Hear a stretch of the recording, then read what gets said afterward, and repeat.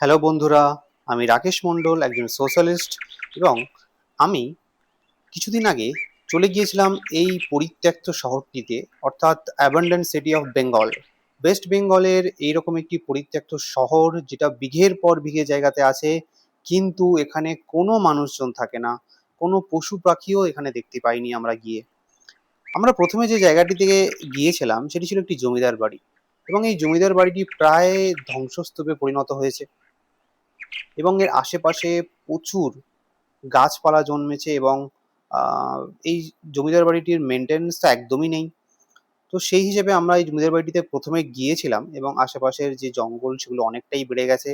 কোনো রকম মেনটেন্যান্স আমার মনে হয় না এখানে কিছু হয়, আর এখানে তো কোনো মানুষজনের কোনো চিহ্নই পাওয়া যায়নি। তো সত্যি কথা বলতে আমরা এখানে এসেছিলাম শুধুমাত্র জানতে যে কেন মানুষ এই জায়গাটিকে পরিত্যাগ করেছে।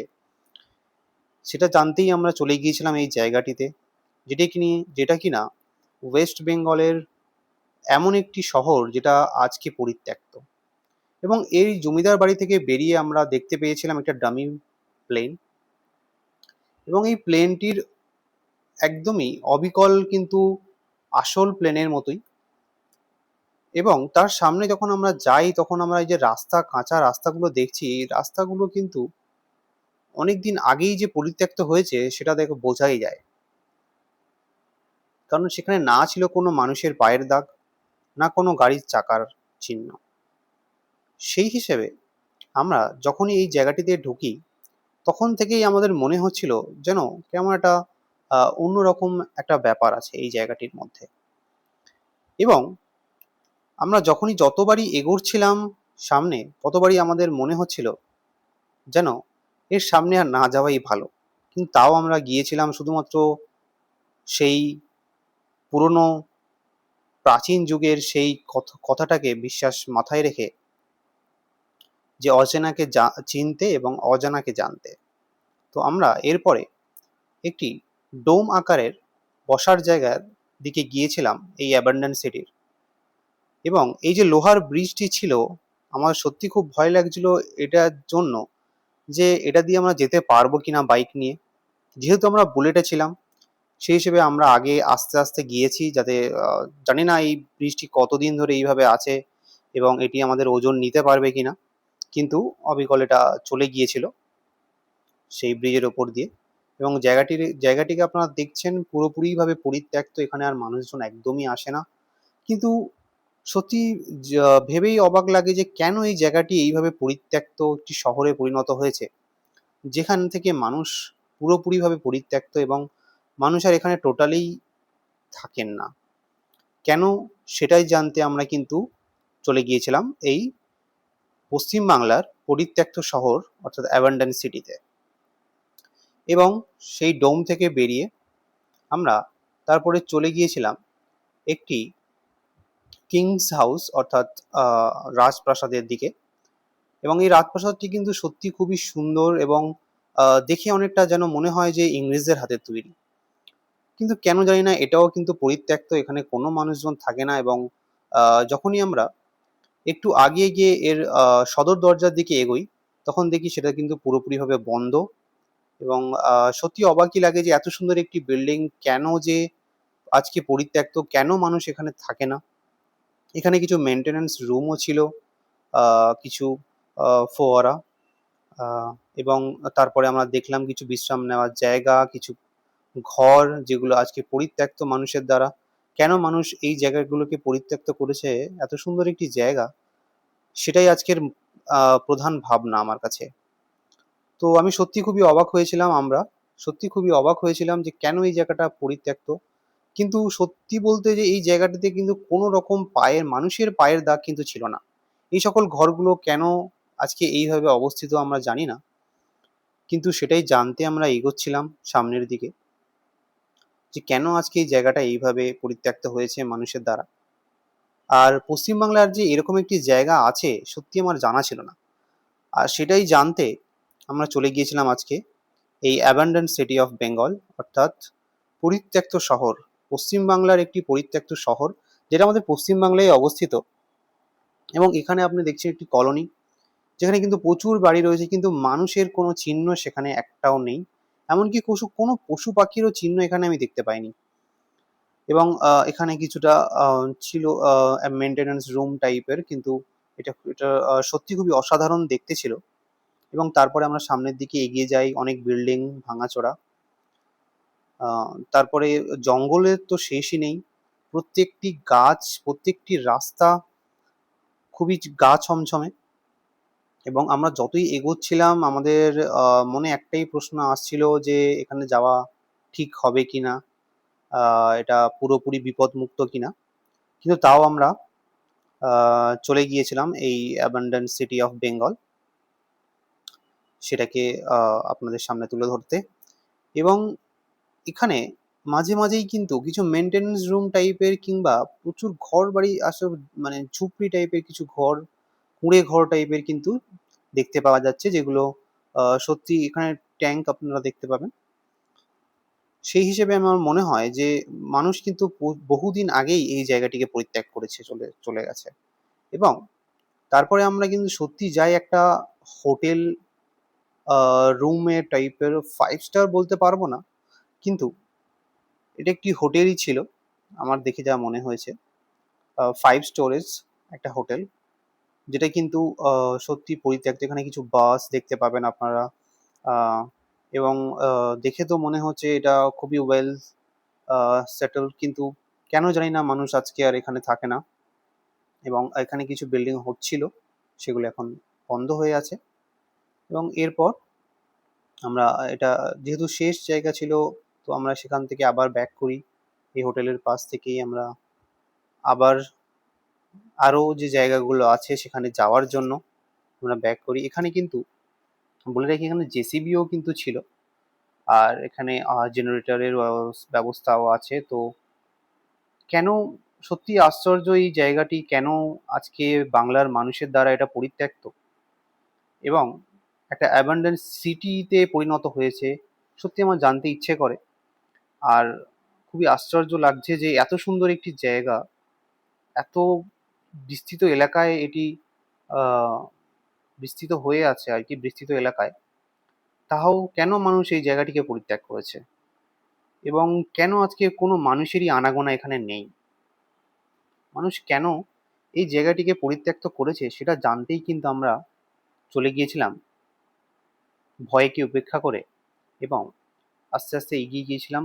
এবং এরপরে আমরা যে জায়গাটাতে গিয়েছিলাম এটি কিন্তু পুরোপুরি বলা যেতে পারে একটা রিলিজিয়াস প্লেস, যেখানে কিন্তু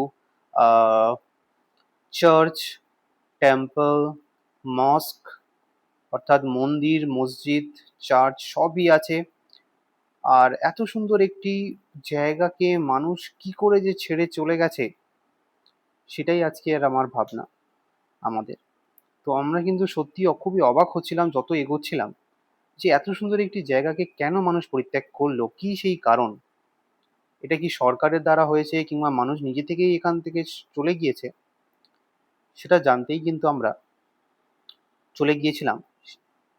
এবং আমরা যত এগোচ্ছিলাম আমাদের কিন্তু চোখকে আমরা বিশ্বাস করতে পারছিলাম না যে এত সুন্দর একটি জায়গা পশ্চিমবাংলায় অবস্থিত হয়েও মানুষ কেন এই জায়গাটিকে পরিত্যাগ করেছে। আমরা এগোচ্ছিলাম এবং এখানে দেখুন ক্লক টাওয়ারও আছে। তো সত্যি বলতে অসাধারণ একটি জায়গা, যেটা কিন্তু আজকে মানুষের দ্বারাই পরিত্যক্ত। মানুষ পরিত্যাগ করে দিয়েছে এই জায়গাটিকে, এবং কেন করেছে সেটা জানার ইচ্ছা তো আমাদের প্রথম থেকেই ছিল, যখন আমরা ওখানে গিয়েছিলাম তখন থেকেই। তারপর আমরা যখন এগোই সেই মন্দির, মসজিদ বা টেম্পলের ওই জায়গাটি থেকে, রিলিজিয়াস প্লেস থেকে, তো আমাদের সামনে যখন আমরা আরো এগোচ্ছিলাম, তো আমাদের সত্যি আমরা দেখতে পেলাম একটা স্টেশন এবং ওয়েটিং রুম। এখানে এই স্টেশনটিকে দেখে আমরা খুবই অবাক হয়েছিলাম যে এখানে স্টেশন খুবই একটি মানে অবাকীয় জিনিস, যে এখানে স্টেশন কিভাবে এলো।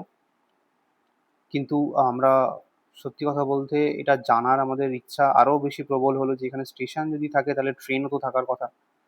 তো সেই হিসেবে আমরা আরো এগিয়ে যাই এবং ট্রেন দেখি যে এখানে কিছু ট্রেনও ভেঙে পড়ে আছে, যেগুলো ধ্বংসস্তূপে পরিণত হয়েছে। ট্রেনের কিছু কম্পার্টমেন্ট এখানে আপনারা দেখতে পাবেন। তো সত্যি অবিশ্বাস্যকর জিনিস যে কেন আজকে এই জায়গাটি এইভাবে পরিত্যক্ত হয়ে গেছে, মানুষ কেন এই জায়গাটিকে পরিত্যাগ করেছে, এটা কিন্তু সত্যি খুবই একটি আহ, অবিশ্বাস্য টাইপেরই। তো আমরা এরপরে এগিয়ে যাই, এবং এগিয়ে যাওয়ার পর আমরা যখন এই যে প্রত্যেকটি রাস্তা ধরে ধরে যখন আমরা এগিয়ে যাচ্ছিলাম, তো আমাদের সামনে যখনই কোনো রাস্তা আসছিল তখন আমাদের সত্যিই মনে হচ্ছিল যে আমাদের আর হয়তো এগিয়ে যাওয়া ঠিক হবে না। জানি না সেখানে কি ছিল বা সেখানে কি আছে, সেই জন্য আমরা আর এগোতে চাইছিলাম না। কিন্তু সেই প্রাচীন যুগের সেই কথা, অচেনাকে চিনতে এবং অজানাকে জানতে আমরা চলে গিয়েছিলাম এই জায়গাটিতে। এই কলোনিটা যেটা আপনারা দেখছেন, এই কলোনিটা সত্যি খুবই অসাধারণ, এবং এখানে একটি খালও ছিল আগে, যেটা বর্ষাকালে পুরোপুরি ভর্তি থাকতো, এবং খুবই সুন্দর একটি জায়গা ছিল। কেন জানি না মানুষ এই এত সুন্দর একটি কলোনি, একটু সোসাইটিকে পরিত্যাগ করতে পারে। কিভাবে তারা পরিত্যাগ করলো, কোন পরিস্থিতি থেকে তারা এই জায়গাটাকে পরিত্যাগ করেছে, সেটা সত্যি আমার জানতে ইচ্ছা হয়।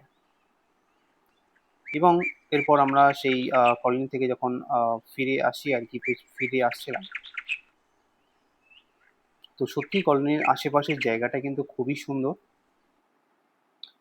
এবং এরপর আমরা যে জায়গাটির দিকে গিয়েছিলাম সেটি কিন্তু ছিল একটি পার্ক, যেখানে দেখুন আপনারা পার্কের যত রকম রাইড হতে পারে সেগুলো কিন্তু সবই এখানে ছিল। যত রকম রাইড একটি পার্কে থাকতে পারে, like eco park, Nicco park, বেশিরভাগ কিন্তু আমি এখানে দেখতে পেয়েছি।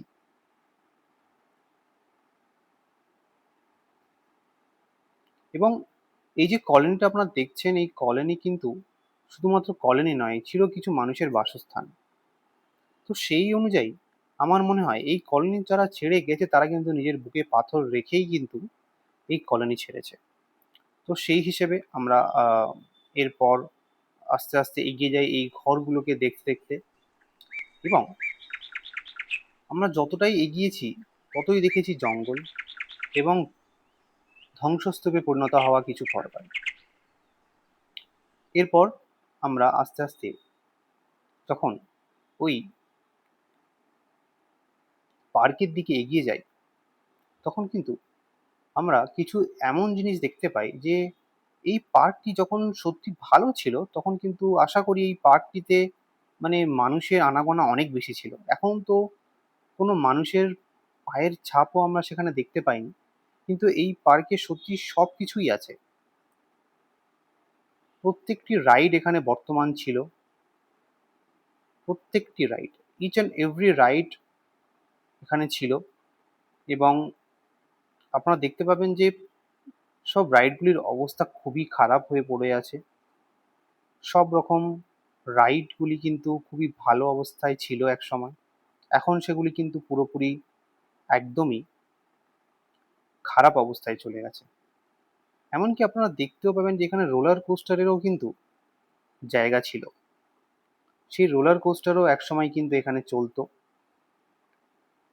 কেন জানি না আজকে এই রোলার কোস্টার বা এই যে হ্যামার রাইড, এগুলো কেন আজকে বন্ধ হয়ে পড়ে আছে, সত্যি আমার জানতে ইচ্ছে করে। অক্টোপাস, আপনারা দেখতে পাবেন অক্টোপাস আছে, টোরা টোরা আছে, সব ধরনেরই কিন্তু রাইড এখানে ছিল। তো সত্যি এই ধরনের একটি সোসাইটি, এই ধরনের একটি অ্যাবান্ডেন্স সিটিকে কেন মানুষ আজকে পরিত্যাগ করে অন্য জায়গায় চলে গেছে, সেটা কিন্তু সত্যি ভাবনীয়। আমরা তো পুরো জায়গাটিকে দেখিয়েছি, এবং সত্যি বলতে এই জায়গাটি কিন্তু ছিল খুবই অসাধারণ। হ্যাঁ, প্রথমে ঢুকতে আমাদের হয়তো ভয় লাগছিল, কিন্তু পরবর্তীকালে যখন আমরা আস্তে আস্তে এগিয়ে যাই তখন এই জায়গাটি কিন্তু খুবই অসাধারণ লাগছিল। এবং এই শহরটির প্রত্যেকটি জায়গায় ইচ অ্যান্ড এভরি প্লেস কিন্তু খুবই সুন্দর ছিল।